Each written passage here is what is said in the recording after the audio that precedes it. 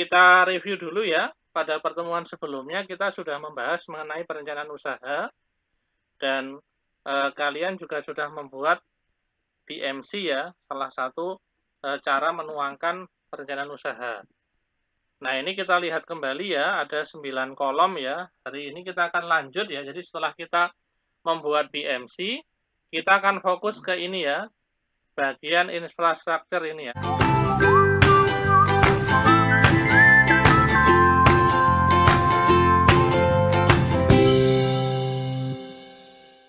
Bagian infrastruktur ini ya, atau infrastruktur, meliputi key activities, aktivitas kunci, key resources, sumber daya kunci, dan key partners atau partner kunci ya dalam usaha. Nah, kita lihat kembali contohnya ini ya. Kemarin di pertemuan sebelumnya saya contohkan tentang bisnis model canvas dari usaha budidaya tanaman padi ini ya. Nah, kita akan fokus ke ini, bagaimana aktivitas usahanya. Jadi BMC ini kan rencana awal kita tuh mau membuat inovasi usaha atau mau membuat usaha di bidang tanaman pangan itu seperti apa. Maka setelah kita membuat rencananya, kita kemudian mengeksekusi ya, kita mulai dengan menyiapkan rencana produksinya atau dimulai dari membahas mengenai sistem produksinya. Nah, ini ya kompetensi dasarnya. 3.3b, memahami sistem produksi tanaman pangan berdasarkan daya dukung yang dimiliki oleh daerah setempat. Kemudian 4.3b, memproduksi tanaman pangan berdasarkan daya dukung yang dimiliki oleh daerah setempat. Nah, ini adalah salah satu contoh ya, kawasan budidaya padi ya, dan ini sekarang lebih terkenalnya sebagai tempat untuk berfotoria tuh ya, karena Instagramable ini ya. Ini ada di Pronosutan ini ya, ini di daerah Kulon Progo. Ini salah satu, kalau kita lihat di media sosial atau di internet itu merupakan salah satu sawah yang terindah di Yogyakarta itu ya, menjadi destinasi wisata khusus ya. Kemudian kalau di luar negeri ada juga contohnya yang seperti ini.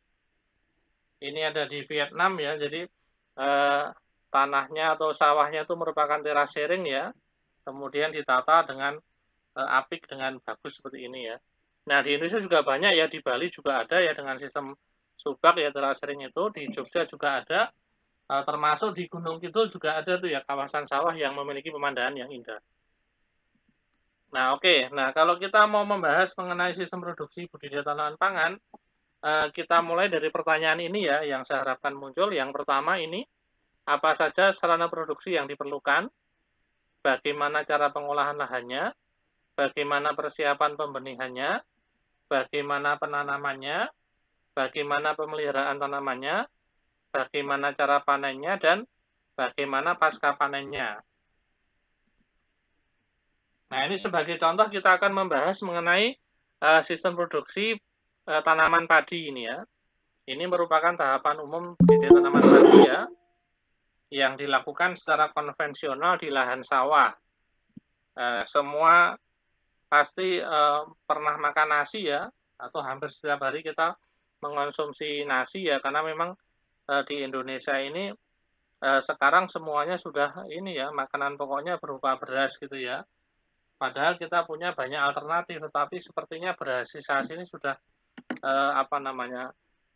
sangat mendarah daging ya, sehingga terutama kita orang Jawa, kita tuh akan mengatakan belum makan kalau belum makan nasi gitu ya. Padahal sebetulnya masih ada umbi-umbian, masih ada bahan pangan alternatif lainnya.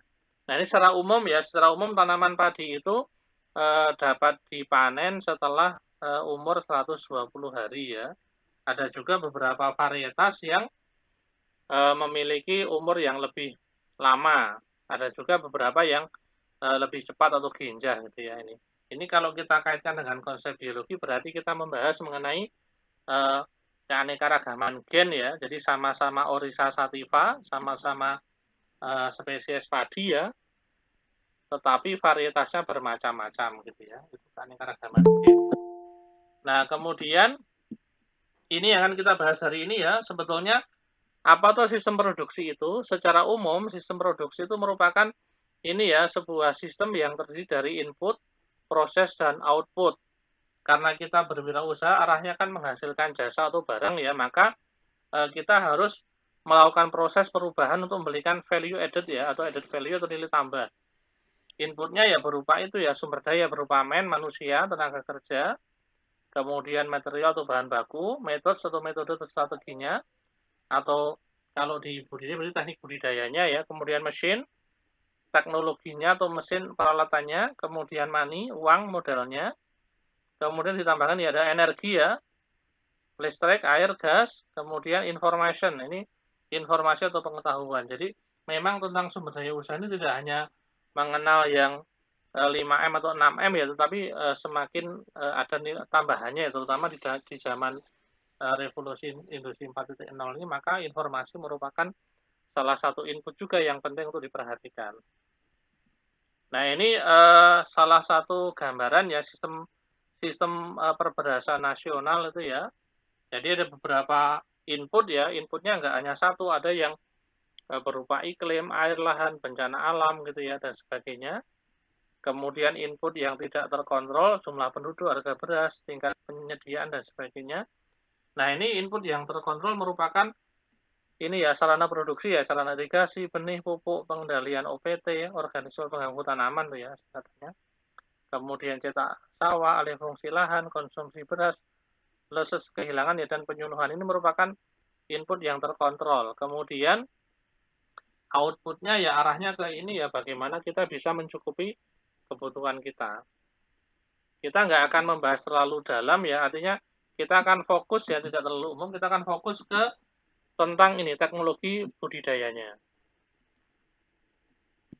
Nah ini ya di buku sudah ada penjelasan, salah satunya mengenai ini yang namanya GAP ini ya, atau GFP ini ya, Good Agriculture Practices atau Good Farming Practices. Ini sebuah pedoman bagaimana kita budidaya itu harus memenuhi kaidah-kaidah atau standar tertentu ya, supaya produknya bermutu ya. Secara umum ada dua ini kelompok sarana produksi ya, meliputi lahan, kemudian benih, pupuk, pelindungan tanaman, dan pengairan, serta teknik budidayanya, mulai dari pengolahan lahan hingga panen dan pasca panennya.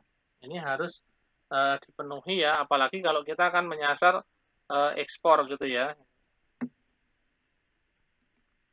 Nah, kemudian bagaimana atau sumbernya dari mana? Sudah banyak nih ya, kalau kita bicara padi, ada ini ya pedoman teknis ya yang diterbitkan oleh Kementerian Pertanian ya, Balitbang Pertanian,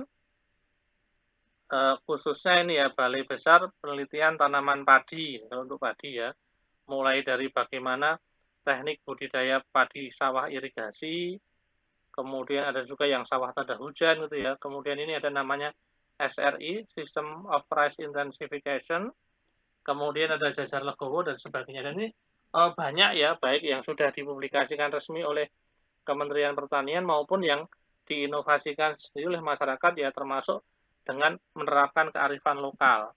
Contohnya ini ya, ini salah satu kearifan lokal ya yang diangkat dari Rio ini ya, namanya teknologi budidaya padi Salibu.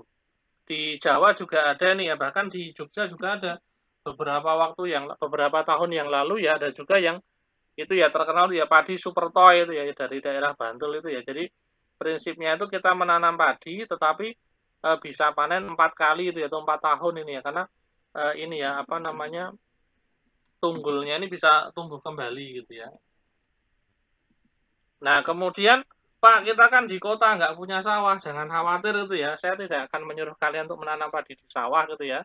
Kita kan arahnya ke bagaimana kita mencoba untuk mengembangkan kreativitas dan inovasi ya. Ingat, entrepreneurship atau kewirausahaan itu kan kata kuncinya kreativitas dan inovasi. Ini ya tidak ada ini ya, keterbatasan lahan itu bukan menjadi halangan untuk bertani di perkotaan ya. Ini contohnya di Semarang ini ya. Ini baru-baru saja ini ya di awal tahun ini. Dan ternyata urban farming atau bertani di kota ini merupakan salah satu ini ya aspek ketahanan pangan khususnya di masa pandemi. Di Jogja juga ada beberapa kampung yang kemudian menjadi kampung agro gitu ya. Jadi menanam tanaman pangan termasuk sayur-sayuran dan buah-buahan. Ini contoh yang lain di Banjarmasin ini ya, budidaya padi dalam ember. Ternyata produktivitasnya juga cukup bagus ini ya. Satu ember ini bisa menghasilkan 3 on gabah gitu ya. Kalau kemarin kita lihat di Jepang tuh di gedung yang bagus gitu ya. Ini di Indonesia secara sederhana nggak harus menggunakan gedung pun juga bisa tuh ya, memanfaatkan ini ember atau mungkin apa namanya pot atau polybag dan sebagainya. Nah, contoh lain ini alternatifnya yaitu hidroponik padi. Jadi medianya tidak lagi menggunakan lumpur atau tanah sawah ya, tetapi menggunakan sekam atau arang sekam itu ya, kulit gabah itu. Dan ini biasanya sudah banyak digunakan di tanaman hias ya kalau yang menggunakan arang sekam.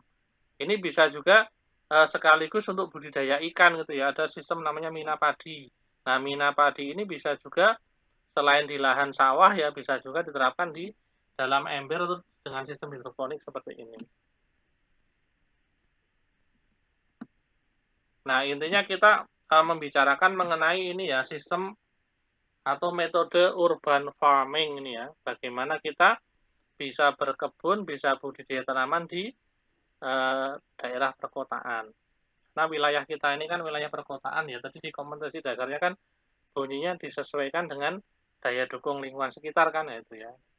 Nah, ini kalau di luar negeri ya di Jepang misalnya ini kan, jadi di gedung bertingkat ini bisa ditanami dengan aneka tanaman ya, termasuk sayur-sayuran hingga buah-buahan, termasuk tanaman hias ini ya. Nah, mungkin di Indonesia belum karena kita kan apa namanya biaya produksinya masih terlalu tinggi nanti ya, maka kita bisa menggunakan yang lebih sederhana seperti ini. Ada banyak pilihan ya untuk urban farming. Secara umum misalnya ini dengan menggunakan wadah ya, wadahnya bisa berupa pot, bisa berupa polybag. Ini keunggulannya ini ya tidak perlu listrik, sederhana instalasinya dan biaya instalasinya murah gitu ya. Bahkan kalau kita menggunakan barang-barang bekas atau limbah ya misalnya bungkus minyak goreng atau bungkus roti tawar atau plastik-plastik yang tebal itu ya itu bisa juga ya. Selain kita mengurangi ini ya limbah yang langsung dibuang ke lingkungan kan kita bisa reuse ya menggunakan kembali. Kemudian vertikultur. Vertikultur nggak harus dengan peralon seperti ini, bisa juga dengan pot, kemudian dibuatkan rak ya secara bertumpuk. Nah ini ya kalau yang lebih mahal lagi namanya ini ya hidroponik dan aquaponik seperti ini. Tetapi memang membutuhkan apa namanya biaya yang lebih mahal gitu ya. Beberapa yang sudah berhasil misalnya pada tanaman selada, tanaman sayur-sayuran gitu ya yang memiliki nilai ekonomi yang lebih tinggi apalagi kalau secara organik. Gitu.